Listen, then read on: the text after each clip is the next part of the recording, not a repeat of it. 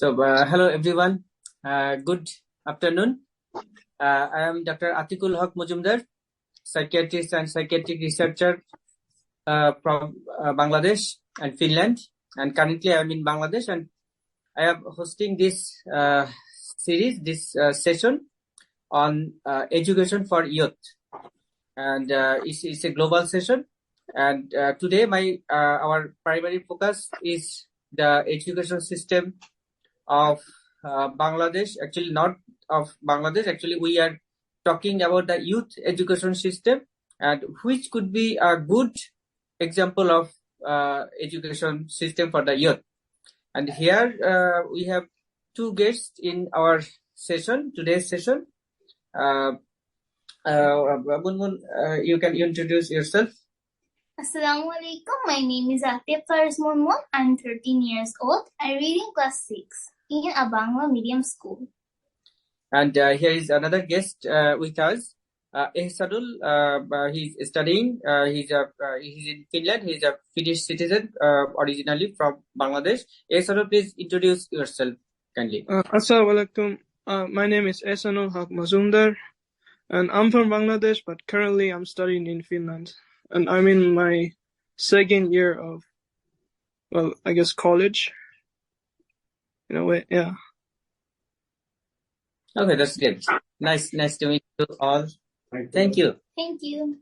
Okay, so here in today's session, I will be I will not be much active, and I will invite Munmun to ask some questions because she is very much curious to know about the education system, and so that we can discuss later how we can implement them in our education system, or how we can advise for proper implementation. Munmun, please, the floor is yours. You can ask your question. So thank you. So actually, I have heard that Finnish education system is the most best education system around the world. So first of all, I'd like to ask you, how is the Finnish education system different than any other country? Well, if we take Bangladesh, for example, I've been studying in Green Herald in Bangladesh for like a couple of years. And like in Finland, there's like compulsory like breaks between every lesson for about like 15 minutes, which is, I think, quite good for students to like, like breaks are important, I think. Meanwhile, in Bangladesh, at least in the school I have been, usually like the lessons are consecutive. So like it's one lesson after another. And the only break in between is like the lunch break. So that's one of the main differences. The other differences are probably like the amount of work done like in school versus like at home. So there's like, I would say there's like less focus on like homework and stuff. But then there's also like projects that you do in Finland, at least, like let's say like PowerPoint presentations or something like that. But then at least from what I've learned in Bangladesh, there isn't much of that. So it's mainly just reading textbooks. There's not that much like projects that you have to do in Bangladesh, from my experience. And then, yeah, I mean, you can ask any specific questions if you have. Yes, thank you. So now I'd like to ask you, how many languages should be learned in Finland school? So you mean like how many it is in, like it's compulsory or? Well, in Finland, I think,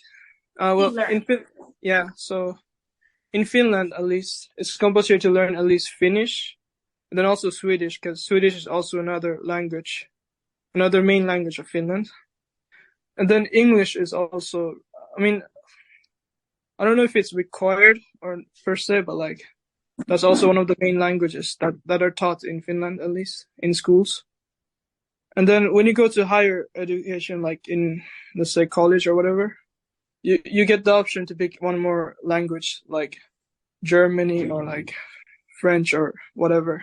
I think it may differ from school to school. Yeah.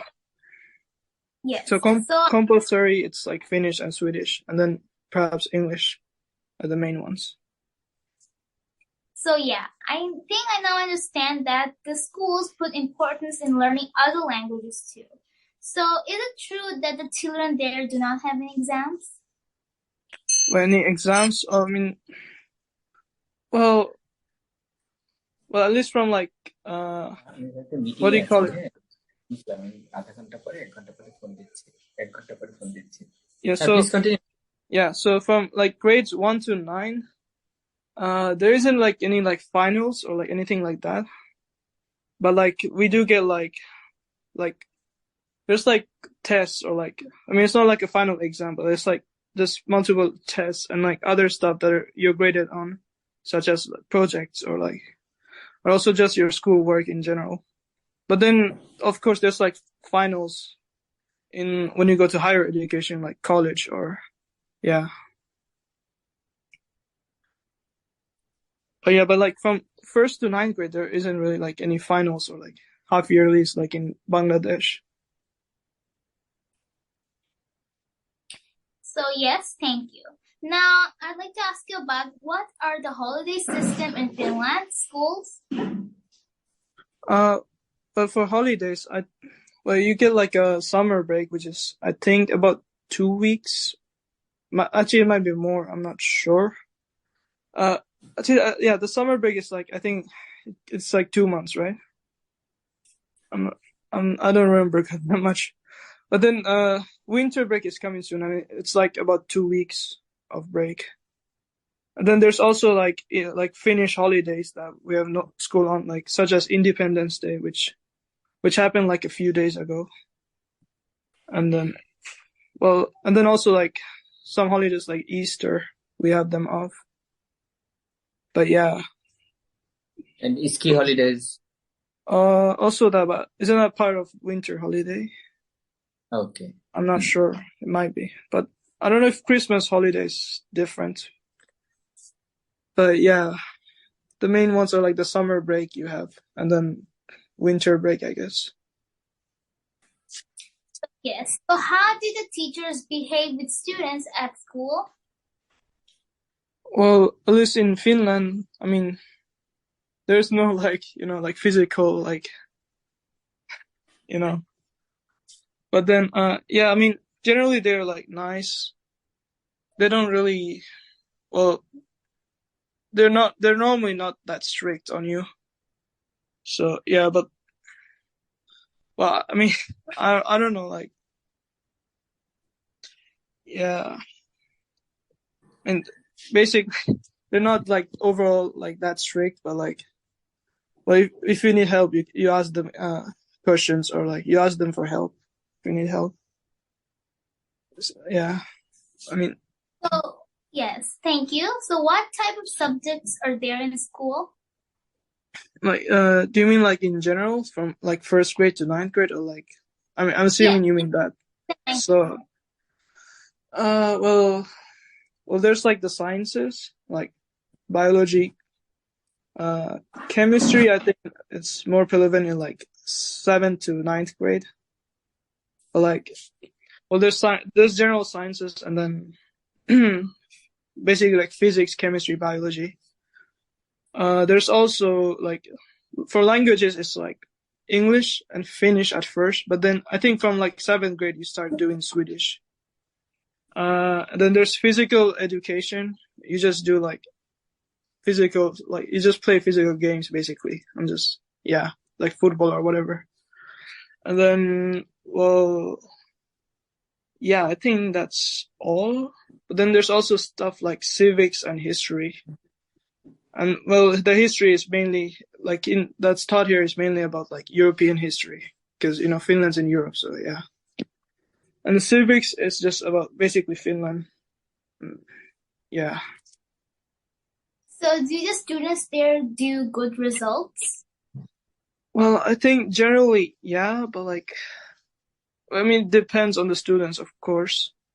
But then I think like personally, having been studying in both Bangladesh and Finland, I think, well, it's a bit more easier to get higher grades in Finland than in Bangladesh. But it might just be the difference in like education systems, and one being like easier or like more lenient than the other.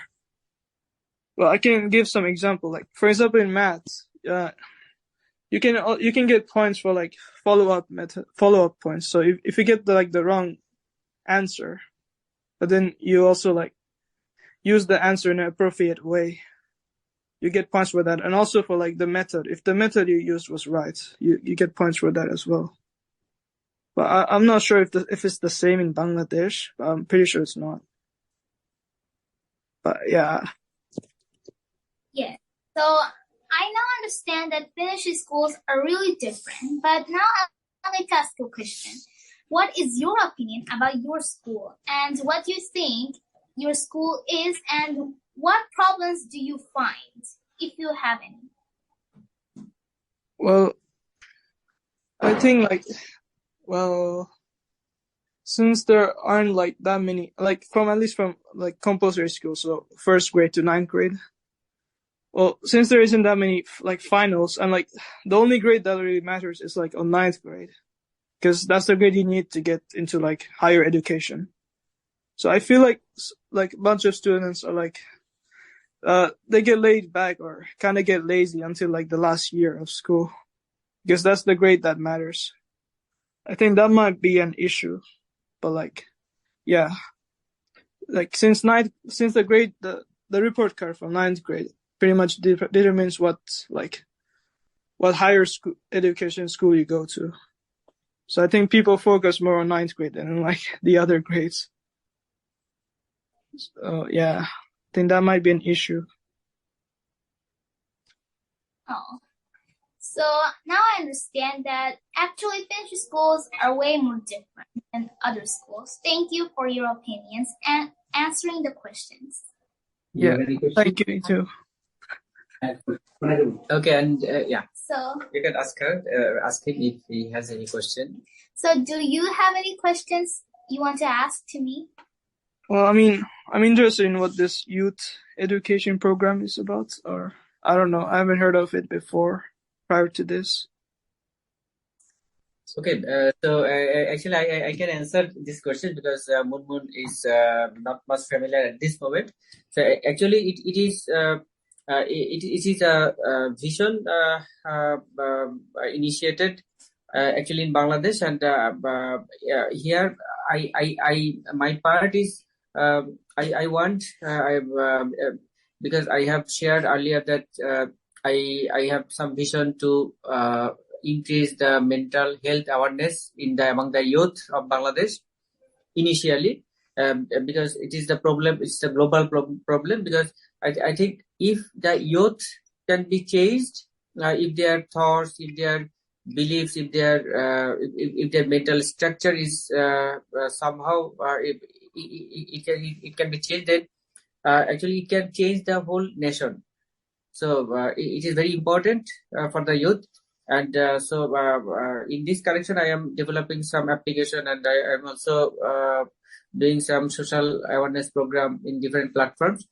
And along with, I was thinking, and I have planned, and I am implementing some courses or some educational modification, some program which would be helpful for students of Bangladesh to know more about some better education system, so that whether or not their schools implement them, they can self-learn, they can self-educate themselves to be a better person, and so that they can do better in their future. So keeping all this in mind, I have initiated this youth education series. And actually, it's a video series, and here, for example, today we had this discussion that at the end of before the end of today's session, I have a video recording of one of my friends from Finland, and she's involved with another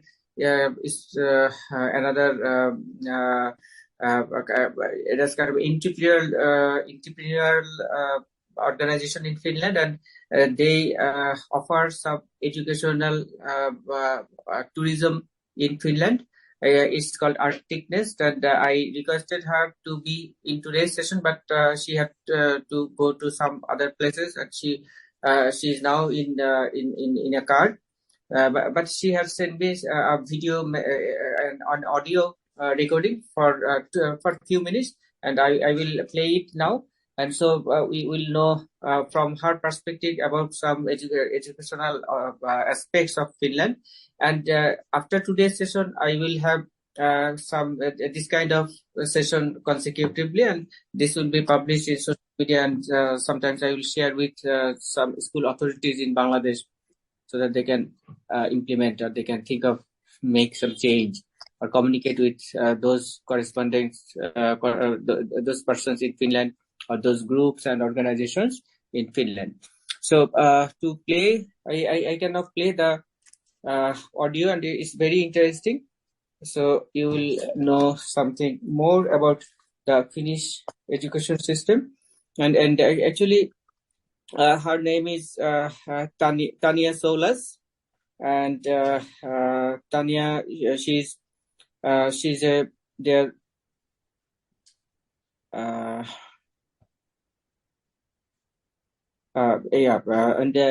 And she's a business development officer in Arctic Nest, Finland.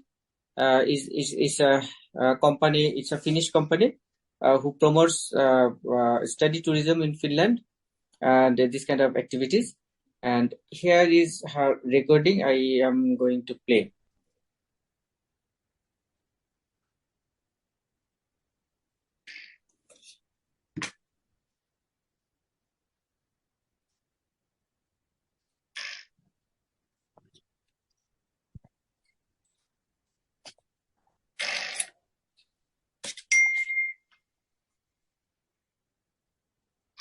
Hello, my name is Tanja Soulas. I live in Turku, Finland. Dr. Atiq asked me to tell something about Finnish education, and I have gathered some information here to share with you. First, I will tell you a list of 10 reasons why Finland is number one. Finland.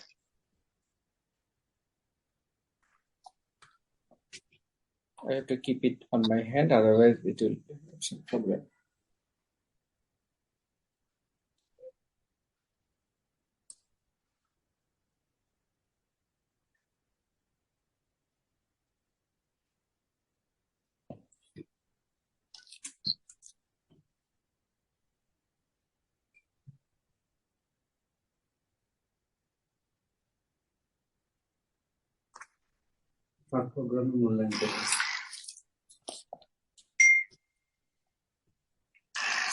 Hello, my name is Tanja Soulas. I live in Turku, Finland. Dr. Atiq asked me to tell something about Finnish education, and I have gathered some information here to share with you. First, I will tell you a list of 10 reasons why Finland is number one. Number one, no standardized testing. 2, accountability for teachers is not required. 3, cooperation is valued over competition. 4, the basics are prioritized. 5, students start school at an older age. 6, professional options outside of academia are valued. 7, teachers are highly trained and respected. 8, education is free for all students. 9, students are given more autonomy and responsibility. 10, the focus is on equity over excellence. Finland has also this less is more in life philosophy. What that means, it is like less formal schooling means more play. Less time in school means more options. Fewer classes means more breaks. Less testing means more learning. Fewer topics means more depth. Less homework means more participation. and less structure means more trust. Now I will tell you 5 different education problems in the world and how we do that in Finland. First, there is what to think, and we teach how to think. Then there is sitting in the classrooms. Instead of that, we learn everywhere. More or less, globally, there's memory-based learning, and we learn by experiencing. Globally, there is like this watching how-to videos, and we do by ourselves, meaning doing it yourself. Globally, what and how to do, and our version is creative thinking. Finland's education system is well known for its inquiry-based learning that engages students by making real-world connections through exploration and high-level questioning via problem-solving and experiential learning. I will now mention a few things that Finland is in top of the world. Maybe not first, but second or third, and sometimes first also.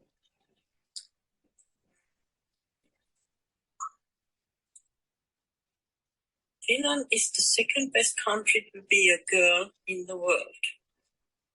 Children have the 5th most secure childhood in the world.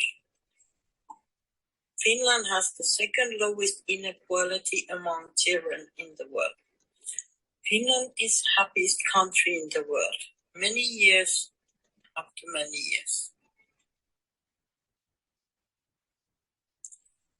Finland's trust in the police is the highest, and in the political system and in the legal system, the 2nd highest in Europe.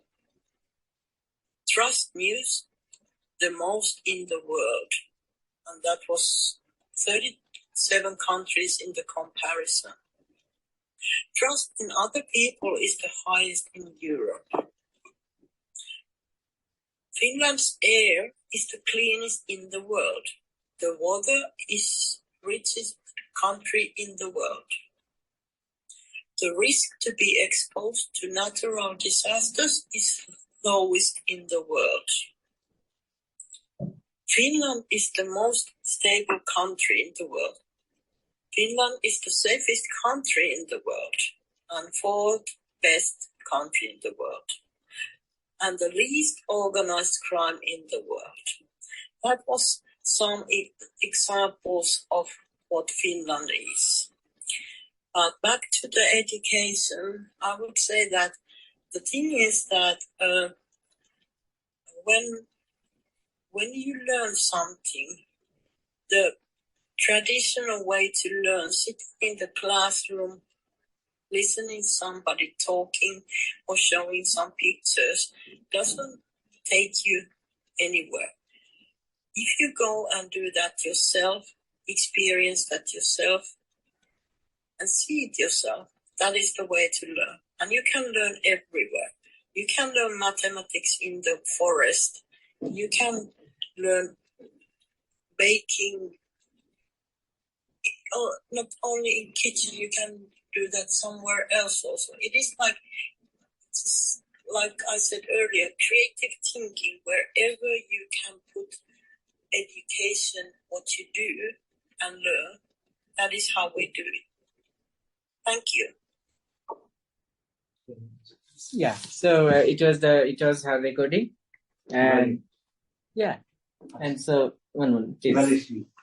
So yes, I have now found out from this recording that Finland is way more different.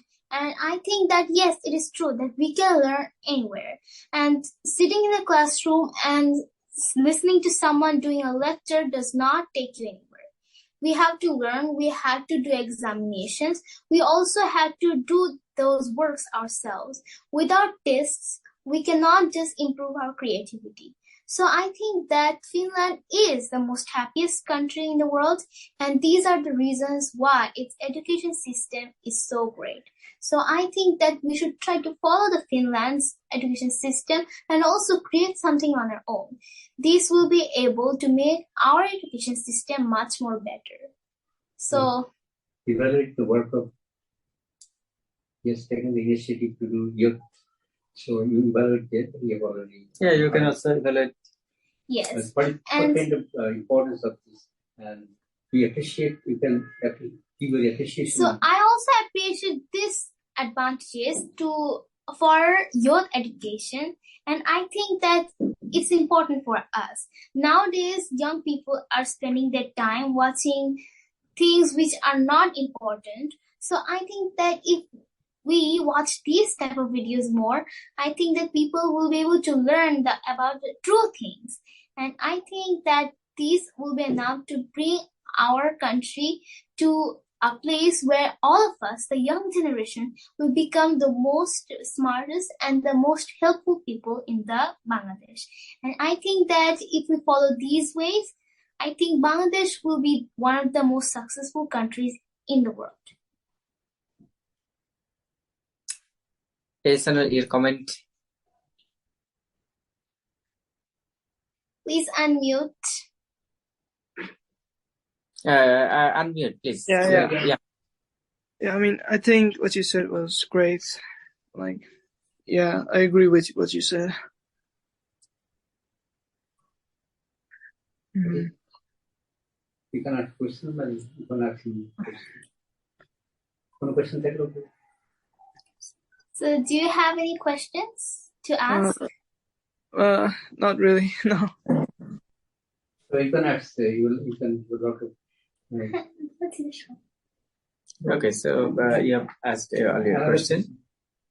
Okay, so I think now we are at the end of today's session, and really I am thankful to Ehsanul to attend this session without any prior notification, just within minutes. And I'm really grateful and happy, and I am thankful to you. And I am thankful to Munmun for conducting this session today. Participation and this overall, and show the gratitude of all, and they say exemplary speech like this, your emotional prevail. So yes, thank you for telling me this. Actually, I'm so happy to be a part of this conversation, and I'm happy to communicate with a person who has been through this education system in Finland. And I'm also happy to know about the Finnish education system from the words of a Finnish person. So I think that, yes, I'm so happy to find about this, and I think that I'm very proud to talk with all of you, and I have come here all the way from Kolabagan with my father, and I'm so happy to see you all here today. And I think I have learned many things from this conversation, and I think everybody will find this interesting. Thank you. So thank you all for your excellent conversation, and so I am also grateful to Mr. Shamsharul Khan, and he is the father of Munmun, and he's a learned person. He's a teacher in English and education, and while I had been in my government service, I had some courses from him, from his institution, IBT. And now he has also taken some initiative to promote this kind of activities for the young, and so we are actually going through the same way. So thank you everyone for today's fruitful session, excellent session, and hope it will be helpful for others who are watching it now. Thank you. See you again. Bye bye. Assalamualaikum. Bye bye. Awesome.